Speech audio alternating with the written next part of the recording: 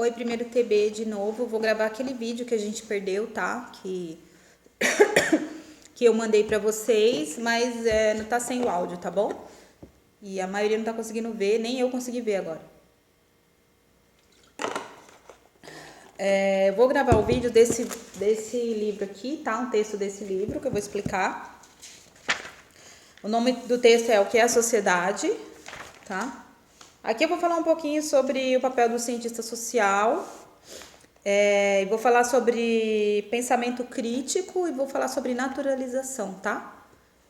Que é o papel da sociologia, que é desnaturalizar o pensamento social, tá certo? Então, mesmo esquema, tá? Vou ler um parágrafo e explicar, tá? Que foi o que eu fiz no outro vídeo, que infelizmente não rolou, tá? Os cientistas sociais sabem que as regras e normas de uma sociedade não são neutras, elas tendem a favorecer determinados grupos. Um dos principais efeitos das regras e normas é a concentração de poder. Bom, por que as regras e normas sociais foram criadas e como elas foram criadas? Primeiro, elas foram criadas para organizar a sociedade, né? É quase que impossível viver numa sociedade sem um mínimo de organização, né? De regra. Quem determina como vai ser essas regras? Depende do grupo que está no poder.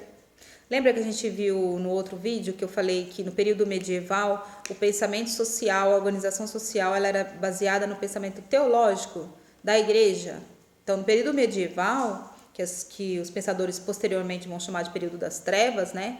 Por N motivos, colocar esse pensamento como pejorativo, né? Esse período pejorativo, negativo.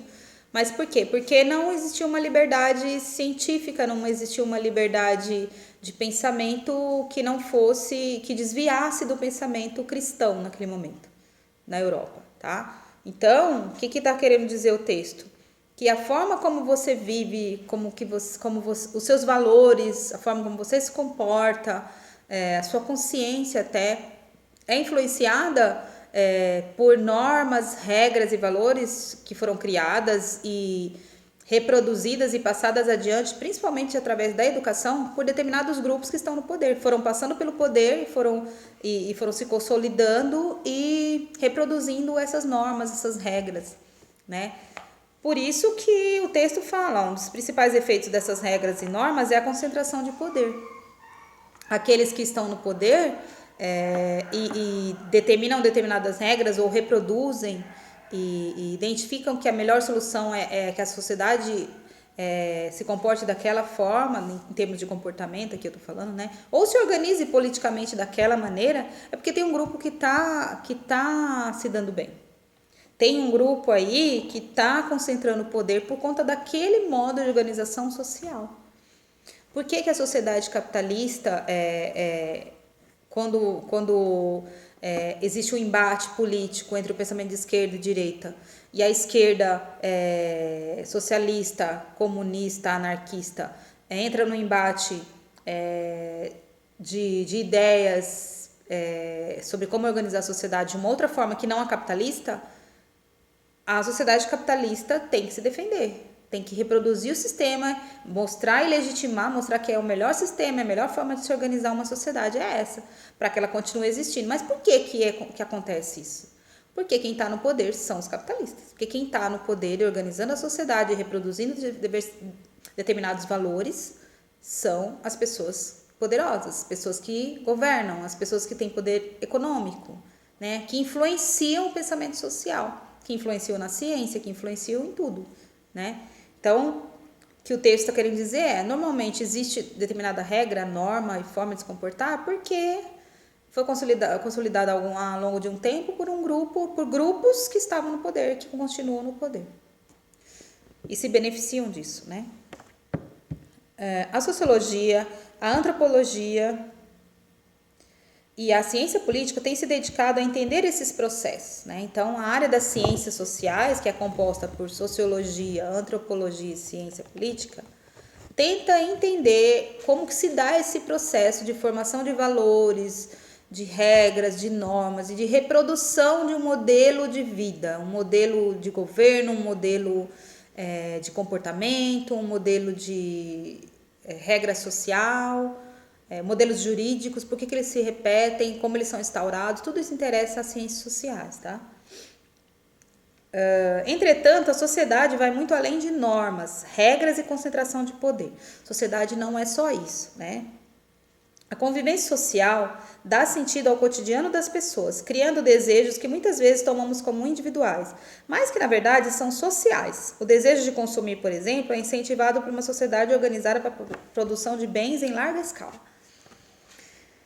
Então, a nossa convivência social, a forma como a gente, por exemplo, a gente consome os produtos, a forma como a gente entende que deve adquirir determinado produto, ou como a gente deve trabalhar, ou o valor que tem o trabalho atualmente, tudo isso é resultado de uma sociedade que a gente está inserido, né? É resultado de um sistema que nos leva a agir dessa maneira, da influência do poder desse sistema, né? Em várias instâncias, no jurídico, nas leis, que são as leis, né? Na política, né? As pessoas que estão no poder, na mídia. Então, por que eu consumo? O que é o consumo, né? Antigamente a gente consumia, a gente vai ver isso no segundo ano, mas pode adiantar um pouquinho, a gente consumia para sobreviver. Uma tribo indígena, por exemplo, afastada, não as urbanas, né? Ela vai consumir ou ela vai trabalhar ali no local onde ela está, para sobreviver, só eles ali do grupo e não para vender para um outro grupo indígena, para uma outra tribo. Não, é uma lógica completamente diferente, é uma autossubsistência. É uma produção para a sua própria existência, né? Para repor e para suprir suas necessidades imediatas. Não é para venda, troca, circulação de mercadoria, nada disso. Só que a nova sociedade que a gente está inserido não é assim que funciona. A sociedade que a gente está inserido, ela não produz somente, por exemplo, eu não quero consumir só porque eu preciso. Eu quero consumir por outras questões também, por exemplo, por status. Por que eu tenho 20 sapatos? Por que você tem tantas camisetas, tantas calças, tantas saias? Para que tudo isso? Você precisa de tudo isso? Claro que você não precisa.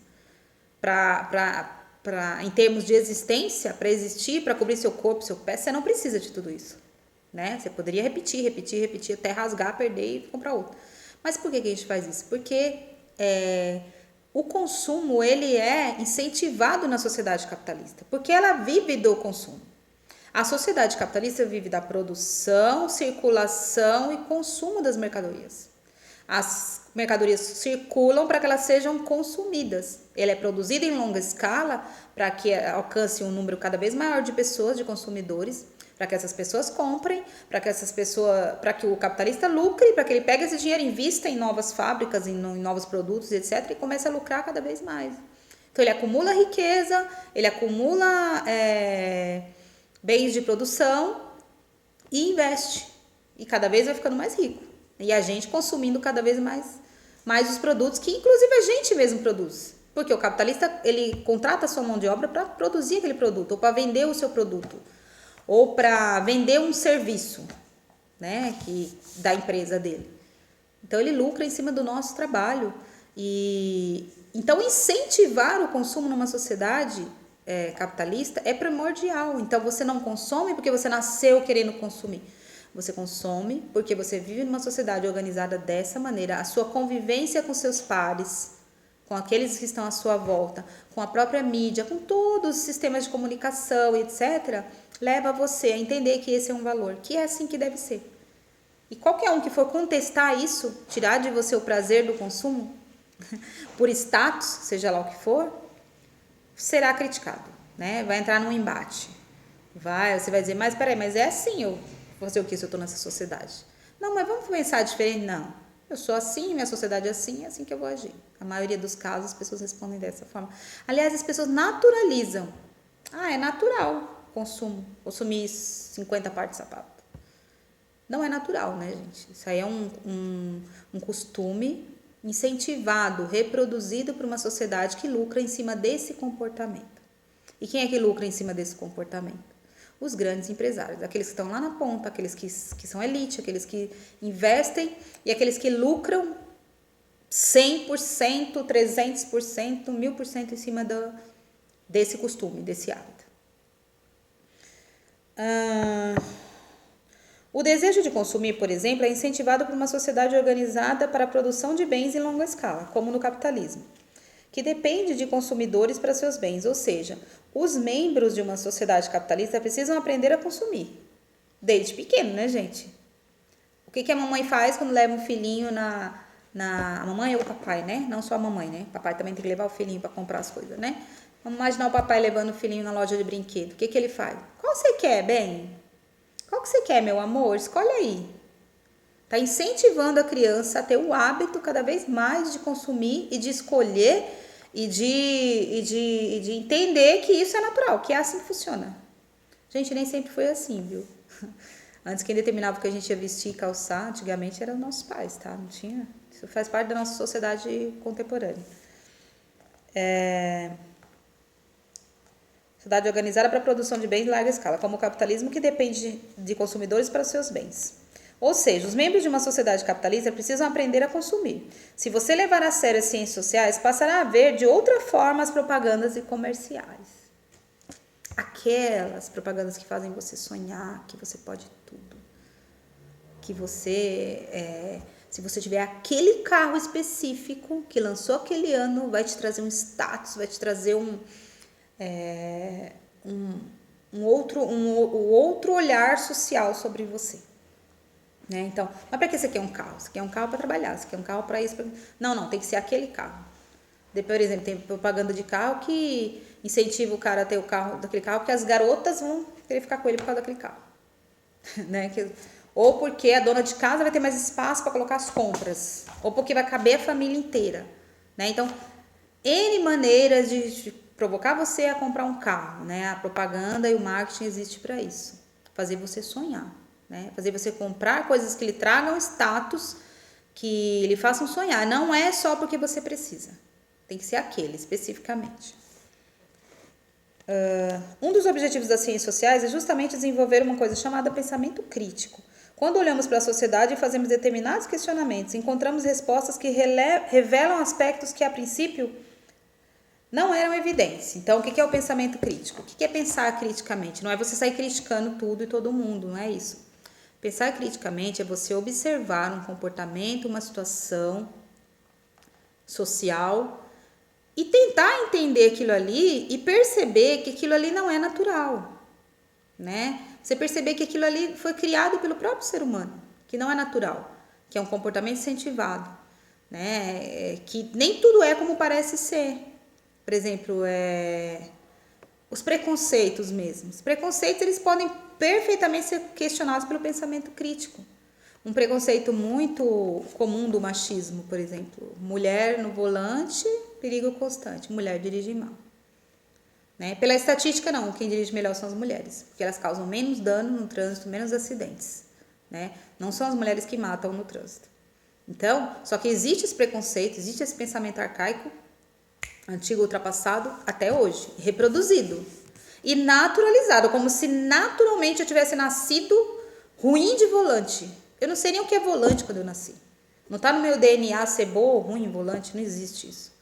Tudo é incentivado pela sociedade. Então, o pensamento crítico é isso. Eu olhar e falar, peraí, mas como assim? Mulher no volante, como assim? Peraí. Do que você está falando assim? Quer dizer que mulher já nasceu ruim de volante? Mulher não nasce nada, aliás, né? Ela vai se transformando ao longo da vida como a sociedade vai ensinando ela a ser. Como a mãe, o pai, tudo. Ela vai introjetando os valores. Ninguém nasce nada, né? Então, é isso que é o pensamento crítico. É você olhar para a sociedade e fazer determinados questionamentos. E encontrar, como fala o texto, respostas que revelam aspectos que a princípio você não via, não era evidente. Você não via isso, né? Por exemplo, fala que um dos preconceitos... a forma mais comum de você expor a naturalização de situações que não são naturais são os preconceitos. Por exemplo, com o indígena. O indígena não trabalha, não gosta de trabalhar. Ah, é? Quantas tribos você já foi? Por que trabalhar para você é só esse modelo capitalista? Não existe outro modelo de trabalho. Você já foi numa tribo ver como que eles fazem para sobreviver? Você já parou para pesquisar e tentar entender? Ouvir até um indígena? Ouvir um indígena. Hoje em dia tem na internet índio falando. Tá cheio de indígena falando, dando depoimento, que eles precisam lutar pelos direitos deles, defender as terras deles, etc, né? Então, é preconceito, é senso comum, que precisa do pensamento crítico para ser desnaturalizado. Ninguém nasceu nada, esses preconceitos existem porque eles são reproduzidos e no fundo, a maioria dos preconceitos e dos estereótipos não fazem o menor sentido, tá?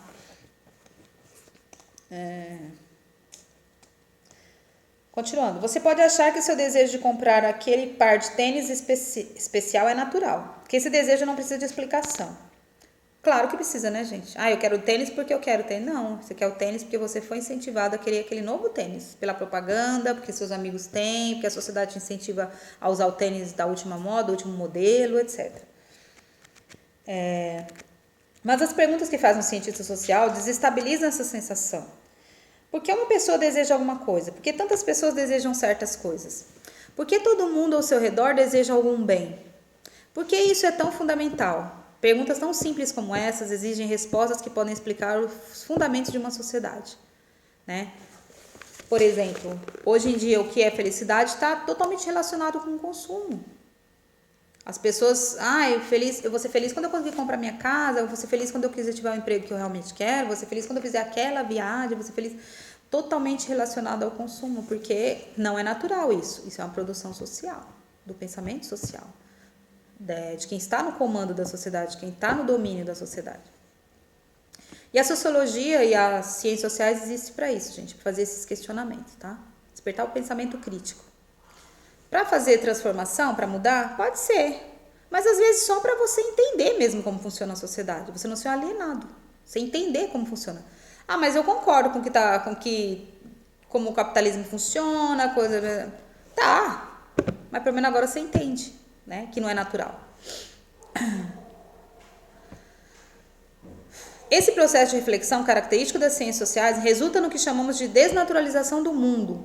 Nada é simplesmente natural no mundo social. Tudo é construído em sociedade e passível de ser explicado e entendido, desde que as perguntas adequadas sejam feitas. As ciências sociais, portanto, se dedicam a desnaturalizar o mundo social e encontrar explicações do porquê as coisas existirem como tal.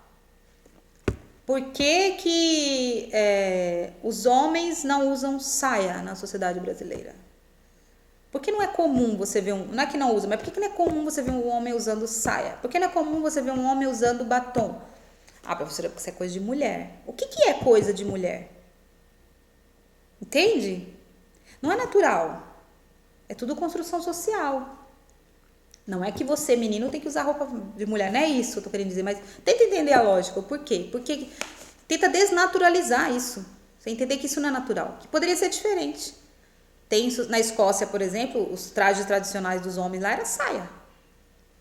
Né? No século XVIII, a realeza usava, os homens da realeza, os homens ricos, usavam meia calça, sapatinho de salto, perucas, maquiagem. Então, como você se comporta enquanto gênero, né, sexualidade, etc., depende da época que você está inserido. Tudo é social, construção social. Não tem nada natural. Praticamente nada na sociedade é natural. Só a natureza, né? Só que a gente transforma a natureza para viver. A gente transforma a natureza por meio do trabalho para a nossa existência, para desenvolver a nossa existência, né? Então é tudo construção social humana. E se é construção social humana, pode ser diferente daqui a 20, 30 anos. A sociedade daqui a 20, 30 anos não é mais a mesma. Certeza, não será mais a mesma. As pessoas não vão se comportar da mesma forma, serão novos valores. Demora para mudar a cultura? Demora. Ela é a passos lentos, mas ela muda. Ela vai se transformando. Por quê? Porque a tecnologia transforma o mundo, transforma os comportamentos, transforma a vida. Né? As novas visões dos intelectuais, né? As novas pesquisas, a própria ciência, tudo transforma. Né? O modo como a sociedade se comporta, como as pessoas entendem que deve ser organizada uma sociedade ou a vida. Tomemos o exemplo do trabalho feminino, para entender melhor o que significa desnaturalizar. Para muitas mulheres, o fato de o trabalho doméstico ser feito principalmente pelas mulheres parecia natural. Essas pessoas acreditavam que era de ordem das coisas que as mulheres trabalhassem enquanto os homens assistiam o futebol na televisão, ou que as mulheres cuidassem da casa e das crianças enquanto os homens trabalhavam fora para sustentar a família. Muitas mulheres, entretanto, insatisfeitas com essas diferenças, começaram a se perguntar por que as coisas eram assim. Esse questionamento levou à constatação de que a sociedade tem se organizado em termos que favorecem aos homens. Maiores salários, mais tempo livre, menos compromisso com a educação dos filhos, etc. Assim, a pergunta levou à desnaturalização do trabalho feminino. É uma desigualdade de poder que estabelece essas diferenças, não uma realidade natural. As perguntas certas provocaram um olhar crítico sobre aquilo que parecia natural, desde fins do século XIX. Desde o fim do século XIX, o movimento feminista tem levantado essas e outras questões, buscando mudar as relações desiguais de gênero. Ou seja, o exemplo que foi dado aqui no... Estou acabando, tá, gente? Vou pegar só mais 2 minutinhos. O exemplo que foi dado aqui no texto da desnaturalização, no contexto histórico, foi o da mulher. O trabalho da mulher até o século XIX, praticamente, mesmo com a industrialização, era muito mais voltado para o lar, e isso era naturalizado. A mulher nasceu para limpar a casa, cozinhar e cuidar dos filhos. É tanto que é óbvio, mesmo com toda a força do movimento feminista, todas as transformações, até hoje ainda cabe às mulheres. As mulheres até se sentem ainda totalmente responsáveis pela casa, pelo cuidado com os filhos, por fazer a comida. Ou seja, a mulher ela tem jornada tripla, quádrupla, ela faz um monte de coisa. Ela trabalha na rua, ela trabalha em casa, ela cuida dos filhos, ela vai em reunião, ela faz tudo ainda. Não são todas as famílias e isso já está mudando muito, né? Que bom, que ótimo. Está surgindo um novo modelo de organizar a família, novos modelos de organizar essas relações de gênero. Que bom que isso já está mudando. Mas esse é um exemplo, ó. Precisou das mulheres se organizarem no movimento feminista e mulheres avulsas também, sem estarem organizadas, que é muito mais difícil, né? Mas mulheres que tiveram grande visibilidade, para mudar uma situação em que as próprias mulheres se sentiam obrigadas, elas achavam que era natural, as próprias mulheres achavam que era natural ela nascer para o lar, ela nascer para a cozinha, ela nascer para a casa, ela nascer para as crianças, cuidar das crianças. E isso não é natural, essa é a sociedade patriarcal, a sociedade dominada muito mais pelos homens do século XIX, que foi incentivando cada vez mais esse modelo, né? E até hoje ele ainda existe. Esse modelo ainda existe, né? Esse modelo patriarcal de homem na rua trabalhando, chegando em casa descansando, vendo televisão, bebendo cerveja, e mulher tomando de conta de tudo, né? Porque é naturalizado na cabeça de muitos homens e na cabeça de muitas mulheres. Quem é responsável por isso? A sociedade em geral, o sistema. O sistema que é organizado dessa forma é que é responsável por essa desigualdade de tratamento, né, em relação ao gênero. Então, isso está mudando e está mudando por movimentos sociais, por organizações, pela desnaturalização do papel do trabalho da mulher e do papel do trabalho do homem, né? Então, olha como é importante a desnaturalização, né? Porque você acaba influenciando transformações que vão beneficiar a todos, não é só um grupo, a todos. Quando uma mulher entende que ela não nasceu só para o lar, né? Tudo melhora na família, não é só para ela, para todo mundo. Uma pessoa conscientizada dentro de casa, ela vai aprender a dividir tarefas, que os filhos devem dividir a tarefa, o marido deve dividir tarefa, porque afinal de contas ela também trabalha na rua, etc, etc. Tô falando dessa mulher atual, né? E vai melhorar a vida de todo mundo, porque ela vai ficar melhor. Ela vai ter um humor melhor, ela vai estar menos cansada, ela vai estar mais consciente, ela vai estar mais feliz. Uma mãe feliz, a casa é feliz, gente. Tô parecendo militante, mas é que eu amo esse tema. Mas é isso, e é um tema extremamente importante, né? Então, eu vou parar por aqui, que não dá mais tempo, eu já passei do meu tempo, tá? Falei que eu só ia fazer 20 minutos, fiz 24, tá bom? Até a próxima aula, essa é a aula que deu errado, que eu gravei de novo, tá bom? Um beijo, obrigada.